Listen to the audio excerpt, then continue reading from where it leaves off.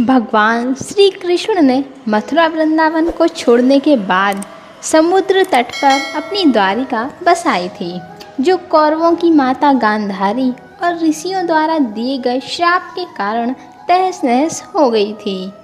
महाभारत के युद्ध में पांडवों की विजय हुई और श्री कृष्ण ने युधिष्ठिर को राजगद्दी पर बैठाया और राज्य से जुड़े नियम कानून समझाकर वे कौरवों की माता गांधारी से मिलने पहुँचे। श्री कृष्ण के सामने गांधारी फूट फूट कर रोने लगी और फिर क्रोधित होकर उन्हें श्राप दे दिया कि जिस तरह तुमने मेरे कुल का नाश किया है, उसी तरह तुम्हारे कुल का नाश भी इसी प्रकार होगा।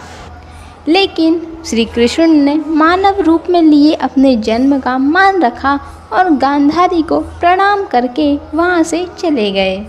भागवत पुराण के अनुसार श्री कृष्ण के पुत्र सांब अपने मित्रों के साथ हंसी ठिठोली कर रहे थे।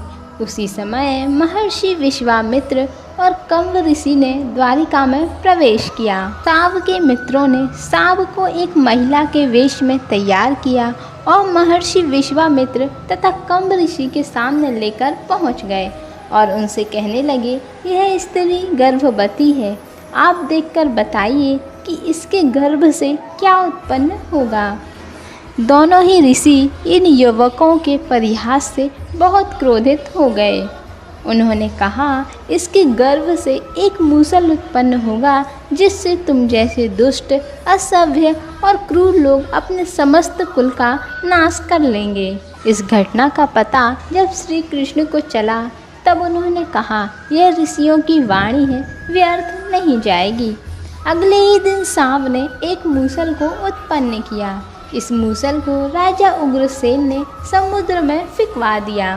साथ ही श्री कृष्ण ने नगर में घोषणा करवा दी, अब कोई भी नगरवासी अपने घर में मदिरा नहीं बनाएगा, क्योंकि कृष्ण नहीं चाहते थे कि उनके कुल के लोग और संबंधी मदिरा के नशे में कोई अनुचित व्यवहार कर परिवार सहित एक दूसरे का नाश कर बैठें।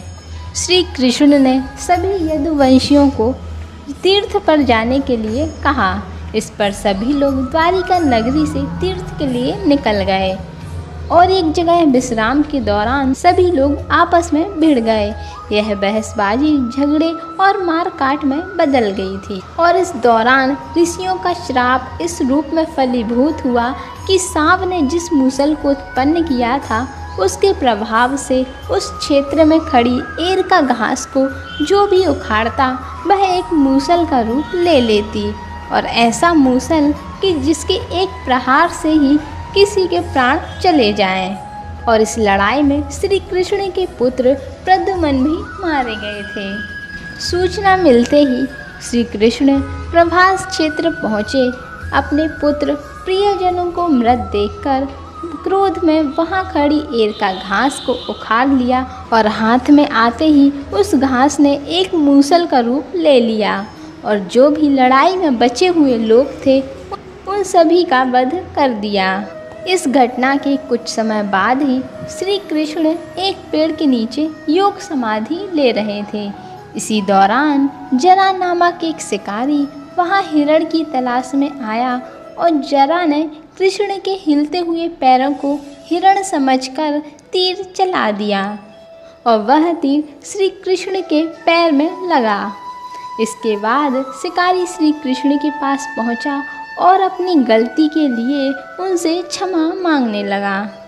तब श्री कृष्ण ने उसे बताया कि उनकी मृत्यु निश्चित थी और श्री कृष्ण ने कहा, त्रेता युग में मुझे लोग राम के नाम से जानते थे और राम ने सुग्रीव के बड़े भाई बाली का छिपकर वध किया था।